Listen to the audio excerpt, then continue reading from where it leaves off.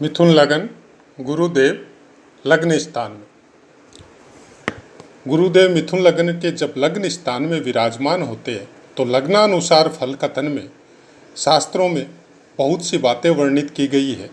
स्थूल शरीर होगा, ज्ञानी होगा और कर्मकांडी विद्वान होगा, अभिमान होगा और बहुत सी बातें जो उस लग्न के अनुसार होती है वो अलग है। और लग्न में बैठे हुए ग्रह का जो फल है उसके अनुसार थोड़ा अलग प्रारूप देखने को मिलता है। अलग अलग विद्वानों ने अलग अलग बातें कही है, कहीं पे अच्छी भी बताई गई है, कहीं पे गलत भी बताई गई है। दोनों बातें हैं, शरीर से स्वस्थ और अस्वस्थ दोनों बातें हर विद्वानों ने लिखी है। और बहुत सी जगह में यह भी लिखा है कि वहाँ पे लग्न का और नक्षत्र का कुछ विशेष योगदान होता है जो कि संपूर्ण पाठ में आपको सुनने को मिलेगा। अब कुछ जगह में ऐसी बातें भी लिखी हुई मिलती है कि मिथुन लग्न में अगर गुरु हो तो धनी होता है, वैज्ञानिक होता है, सुलोचन होता है, चतुर, धर्मशील और भाई बंधुओं से कुछ तकलीफ, मंगल शब्द बोलने वाला, कार्य में तत्पर और कवि भी होता है। ऐसी बहुत सी बातें हैं जो गुरुदेव के विषय में अलग अलग लग्नों के अनुसार अलग अलग बातें कही गई है। लेकिन जब भी किसी पाठ का या जब भी किसी ग्रह का आप अध्ययन करते हैं तो आपको उस ग्रह से संबंधित उसके कारकत्व और जहाँ पे वो प्लेसमेंट है उसके कारकत्वों को आपको मिलाना होगा, तभी जाके कुछ समझ में आएगा। नहीं तो किसी एक पुस्तक में अच्छी बातें लिखी गई है, वही कोई दूसरे विद्वान के द्वारा दूसरी पुस्तक में उसी स्थान पे बैठे हुए ग्रह के बारे में कुछ अलग वचन लिखे गए। तो बहुत सी चीज़ों को जब हम लोग एक साथ सम्मिलित करते हैं प्रिडिक्शन में, तब कुछ अलग अलग देखने को मिलता है। ज्ञानी होगा, विद्वान होगा, उच्च का हो तो धनवान होगा, खर्चीला भी होगा, राजा से भय होगा और राजतुल्य भी होगा, पाप ग्रह के साथ हो तो चंचल चित्त का भी होगा और अपने चित्त को स्थिर रखने वाला भी होगा। राजा और प्रजा में एक दूसरे के प्रति मतलब भेदभाव उत्पन्न करने वाला होगा और एक दूसरे के प्रति सम्मान उत्पन्न करने वाला होगा। ऐसी बहुत सी बातें जब हम लोग अलग अलग विद्वानों की, जैसे ज्ञानेश्वर है या बृहद जातक है या फिर पुखराज जी द्वारा संचालित लिखित पुस्तकें हैं, तो ये सब चीज़ों को जब देखते हैं तब एक विचार जरूर मन में आता है कि कौन सी को सही माने। और हमने कई पाठों में जब गुरुदेव के पाठ दिए या और भी कई पाठ दिए, उसमें बताया कि सब विद्वानों की बातों को सही माना जाना चाहिए। उसका एक कारण है, किसी विद्वान ने किसी एक अलग क्षेत्र में जाके उस ज्ञान को प्राप्त किया और अलग क्षेत्र के वासियों के अनुसार उनको वहाँ पे उस गुरु का फल उस तरह से उनको समझ में आया, उसी अनुसार उन्होंने अपने वक्तव्य में वो बातें लिखी। भृगु सूत्र बहुत ही अच्छा है, लेकिन उसमें भी दोनों तरफ की बातें हैं। अब मिथुन लगन की जब हम लोग चर्चा करते हैं तो मिथुन लगन के विषय में बोला जाता है कि द्विस्वभाव राशि, मतलब दो तरह का स्वभाव होगा। इसका मतलब क्या हुआ? गुरु यहाँ पे अच्छे और बुरे दोनों फल देगा। अब अच्छे में क्या होगा? ज्ञान की पराकाष्ठा होगी। ज्ञान को मानने वाला, समझने वाला, अपनी बुद्धि या अपने विवेक के द्वारा या अपने ज्ञान के द्वारा सामने वाले को आश्चर्यचकित करने वाला होगा। लेकिन उसी ज्ञान से वो सदुपयोग और दुरुपयोग दोनों कर सकता है, क्योंकि दो तरफ की राशि। वही ज्ञान, उस ज्ञान के द्वारा, जिस ज्ञान के द्वारा वो समाज का भला करना चाहिए, वहाँ पे वो कुछ और भी कर सकता है। उस ज्ञान के द्वारा वो सबका हित करके उसका अहित भी कर सकता है। उस ज्ञान के द्वारा वो अपना भी अहित कर सकता है, क्योंकि ज्ञान एक सीमा से बाहर होने के बाद में घमंड का भी रूप लेता है। मन में ये घमंड भी आ सकता है, और गुरुदेव घमंड के कारक है। ज्ञान के घमंड के, शरीर के बल के घमंड के नहीं, ज्ञान के घमंड के। आपने नॉर्मली देखा होगा, हम लोग जब कर्मकांडी विद्वान से या अच्छे श्रेष्ठ ब्राह्मणों से मिलते हैं और कोई बात जब उनकी काट दी जाती है या सामने वाला जब बोल दिया जाता है कि थोड़ा आपको कोई चीज़ का ज्ञान है और आपने कुछ तर्क के द्वारा पूछ ली कि ये बात का ये मतलब होता है, तो आप ये मतलब क्यों बता रहे, तब वो आपके ऊपर गुस्सा हो जाते। तो ये हो गया गुरुदेव वाला घमंड।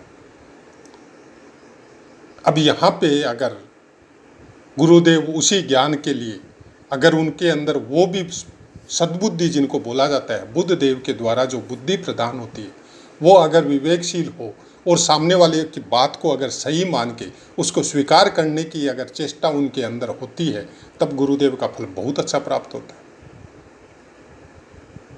अब गुरुदेव कोई लग्न में बैठ के सब कुछ अच्छे फल लग्न को देंगे, ऐसा तो संभव नहीं है। हर ग्रह मतलब केवल अच्छे ही अच्छे फल देगा, ये तो संभव नहीं है। गुरुदेव के विषय में एक बात और भी प्रचलित है कि जहाँ पे बैठते हैं उस जगह को कोई इतना अच्छा फल नहीं देते, लेकिन जहाँ पे दृष्टि होती है वो अमृत तुल्य। दृष्टि कहाँ होगी? पंचम में होगी, सप्तम में होगी, नवम में होगी, तीनों का फल बहुत अच्छा हो जाएगा। आपकी पत्नी बहुत अच्छी होगी, आपके प्रति समर्पित होगी, आपके जैसी ज्ञानी होगी, आपके बच्चे आपसे ज़्यादा उन्नति करने वाले होंगे, आपका नाम रोशन करने वाले होंगे, आपका धर्म या धार्मिक यात्राएं या धर्म के संबंध में प्रवचन या धर्म की शिक्षा आपके लिए बहुत उत्तम होगी। लेकिन यही तीनों चीज़ों का मिलान होके जब एक सीमा पे आके आप ग्रो करते तो फिर गुरुदेव घमंड के भी कारक हो जाते। अब इन चीज़ों को समझने के लिए आपको उन चीज़ों को भी समझना पड़ेगा कि जब एक चीज़ जो ज़रूरत से ज़्यादा आपके पास हो जाए, चाहे धन हो, चाहे संपत्ति हो, चाहे धन हो, चाहे पुत्र हो, पत्नी हो, धर्म का ज्ञान हो, तो फिर वो घमंड का प्रारूप तो लेता है। क्योंकि हम लोग साधारण मनुष्य हैं, उस फेमसिटी को, उस पद को, उस चीज़ को डाइजेस्ट करना इतना आसान नहीं होता। और उसी ज्ञान को जब हम लोग बिना कोई भेदभाव के किसी दूसरे को प्रदान करते, तब वो गुरु फिर अलग लेवल की यात्रा करवा देता आपको। वो ईश्वर की वो अनुभूति आपको प्राप्त करवा सकता है जो अनुभूति के लिए आपको साधुओं की शरण में या संन्यास आश्रम में या योग ध्यान साधना में, यहाँ पे गुरु के विषय में लग्न में जब प्लेसमेंट हो मिथुन राशि में, तो सबसे बड़ी बात यहाँ पे ये देखनी पड़ेगी आपको कि आप उसको कंट्रोल कितना कर सकते, चाहे वो ध्यान साधना के द्वारा हो, चाहे अध्यात्म के द्वारा हो, चाहे भक्ति योग के द्वारा हो। क्योंकि ज्ञान अथाह है, ज्ञान की कोई सीमा नहीं है। गुरुदेव जिनके कारक होते, लग्न में बैठे होते और आपके सप्तम स्थान और आपके एकादश स्थान दसम स्थान के स्वामित्व लेके मिथुन लगन वालों को जब लगन में बैठते हैं तो दोनों स्थानों का आपको बहुत अच्छा फल प्राप्त होता है। लेकिन वही प्रोग्रेस या वही उन्नति या वही पद जब घमंड का रूप लेता है तो थोड़ी मुश्किल आती है। क्योंकि दया, ममता, सदाचार, अच्छे वचन, सामने वाला का भला करने की प्रवृत्ति, ये सब चीज़ें जब तक प्रकट नहीं होगी आपके शरीर में या आपके दिमाग में, तब तक गुरु का वो श्रेष्ठ पद, चाहे आप हो चाहे हम हो, प्राप्त करना बहुत मुश्किल होता है। गुरुदेव केंद्र स्थान कहीं पे भी विराजमान हो, कोई शक नहीं है, अच्छे फल देते हैं। लेकिन जिस स्थान में विराजमान हो, अगर वहाँ से आपको अच्छे फल प्राप्त करने हैं तो फिर आपको गुरुदेव की जो शक्ति है वो बिना सोचे समझे दूसरों के हित में लगानी पड़ेगी। और गुरुदेव की शक्ति केवल ज्ञान है। उस ज्ञान को जब आप अपने परिवार के लिए, अपने लिए, दूसरों के लिए हितकारक वचन बोलेंगे, सही रास्ता दिखाएंगे, तब वो गुरुदेव आपको बहुत अच्छे फल प्रदान करवाएगा। ज्योतिष जैसे क्षेत्र में अगर उन्नति करनी है तो गुरुदेव आपके बहुत अच्छे होने बहुत जरूरी है। और कलयुग में केवल ध्यान साधना या मंत्र जाप से या संपूर्ण कर्म कांड का ज्ञान लेके या वेद शास्त्रों का ज्ञान लेके हम लोग ये सोचे कि हम लोगों का गुरुदेव बहुत अच्छा है, ये कुछ वर्तमान समय में कुछ अलग लेवल में लेके जाता है। हम इस चीज़ को स्वीकार नहीं करते जब तक आपके अंदर वो चीज़ नहीं है। समाज का भला करना हो, अपने ज्ञान के द्वारा किसी का हित करना हो, अपने या अपनों की उस यात्रा की चिंता करनी हो जिस यात्रा के लिए आपका मनुष्य देही का निर्माण हुआ है, तब तक फिर गुरुदेव का अच्छा फल प्राप्त करना बहुत मुश्किल होता है। हाँ, ये बात सही है कि प्रगट में जिन भोगों को भोगने के लिए आप पृथ्वी पे आपका अवतरण हुआ है, उन भोगों को भोगने में सबसे ज़्यादा कारकत्व गुरुदेव के पास है। चाहे धन संपत्ति हो, चाहे पुत्र वगैरह हो, ज्ञान हो, पत्नी हो, धर्म हो, ये सबके कारक गुरुदेव है। अब वो कौन सी मात्रा में और किस तरह से उन चीज़ों को आप प्राप्त करेंगे, यह आपके अपने खुद के कर्म डिसाइड करेंगे। प्राप्त तो आपको करवाएंगे योग कारक होने से। अगर लगन में बैठे हैं तो वो सब चीज़ें मिलेगी, लेकिन आप उन चीज़ों का गुरुदेव के अनुसार उन फलों का भोग कर सकेंगे या उस चीज़ को फिर अभिमान स्वरूप में लेके जाएंगे, ये खुद के कर्म डिसाइड करेंगे आपको। क्योंकि बोला जाता है कि हम लोगों के सनातन धर्म में कि वानप्रस्थ और संन्यास आश्रम की जो परिणति लास्ट की जो आती है, सब कुछ जिम्मेदारियां कंप्लीट करने के बाद में, तो वो सब चीज़ें ऐसे ही नहीं आती। उन चीज़ों का अवतरण आपके हृदय में ब्रह्मचर्य आश्रम से ही शुरू हो जाता है। वैसा ज्ञान, वैसे संस्कार जो गुरुकुल के द्वारा पहले प्रदत्त थे, आज स्कूलों वगैरह में मिलना थोड़ा मुश्किल है।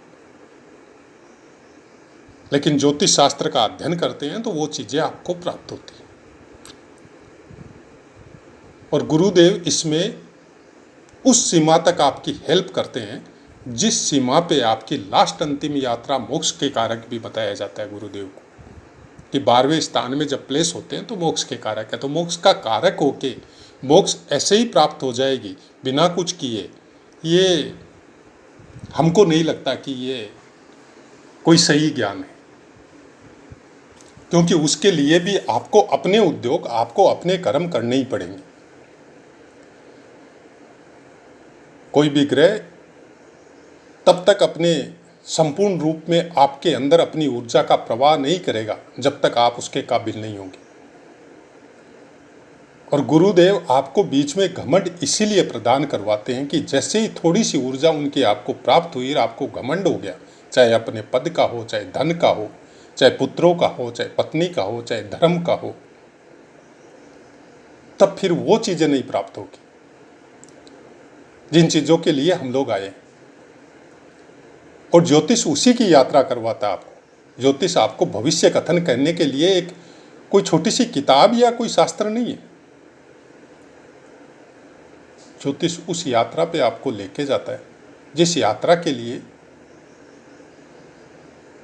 बहुत कुछ हम लोग अपने दिमाग में भी सोचते हैं, ऋषि मुनियों से भी सुनते हैं, साधु संतों से भी सुनते हैं।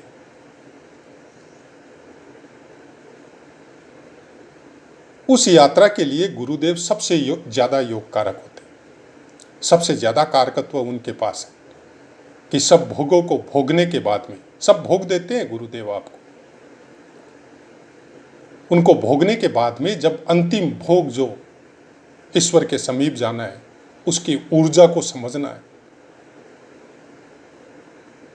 उसके पास अपने स्थान को समझना है, उन चीजों का भी कारकत्व गुरुदेव के पास है। अब किस तरह से आप समझते हैं ज्योतिष को हम नहीं जानता, हम कुछ इसी तरह से समझते हैं। और पहले से समझते आ रहे हैं, बाई बर्थ तो समझना बहुत मुश्किल है। क्यों, न तो वर्तमान में हम या आप या कोई और अभिमन्यु जैसी शक्ति रखता है कि गर्भ में ही सब कुछ सीख ले, न हम लोगों को प्रायकर ऐसे संस्कार मिलते हैं जिनके द्वारा ये सब चीजें प्राप्त हो जाए। गुरुकुल देखने को नहीं मिलते।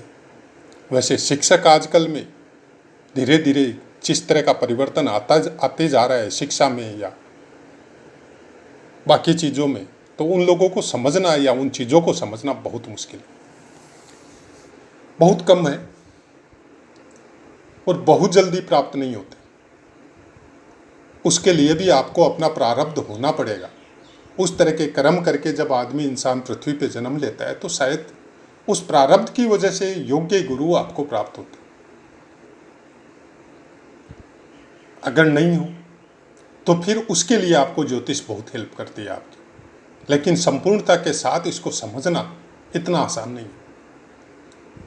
हम लोग अगर इसी में उलझे रह गए कि गुरुदेव धन के कारक है, संतति के कारक है, पत्नी के कारक है, धर्म के कारक है, तो फिर वहीं तक फुल स्टॉप हो जाता है। उसके आगे और बहुत कुछ है जो आपको अपने कर्मों के द्वारा, अपने बंधन और अपने नियमों के द्वारा समझ में आएगी। निरंतर अभ्यास, निरंतर उन चीज़ों का चिंतन, निरंतर उन चीज़ों का नाम कीर्तन या मंत्र जाप, तब धीरे धीरे वो चीज़ें प्रकट होगी गुरुदेव की आपके अंदर, जिन चीज़ों को समझने के लिए बहुत सालों तक तपस्या करनी पड़ती है, और ज्योतिष के माध्यम से बहुत जल्दी हम लोग उसको सीख सकते हैं, समझ सकते हैं, जान सकते हैं। तो ऐसा ही है कुछ जन्मपत्री या ग्रहों को समझने का हमारा तरीका। हम भविष्य कथन या फल कथन में नहीं जाते। ये चीज़ें 10 साल पहले छोड़ चुके हैं। जब समझ में आ गया कि प्रारब्ध का अपना एक नियम है ब्रह्मांड का, कुछ चीज़ों को आप चेंज नहीं कर सकते, उनके फलों का चाहे अच्छे हो चाहे बुरे हो उनको भोगना ही पड़ेगा। लेकिन अगर आप अपने कर्मों को चेंज करते हैं, अपने जीने के लिए कुछ नियम बनाते हैं, कुछ थिंकिंग पावर को चेंज करते हैं, उस चरित्र को ठीक करते हैं, तब हो सकता है वो चीज़ें थोड़ी कुछ अच्छे से भोग सके, होशो हवास में भोग सके।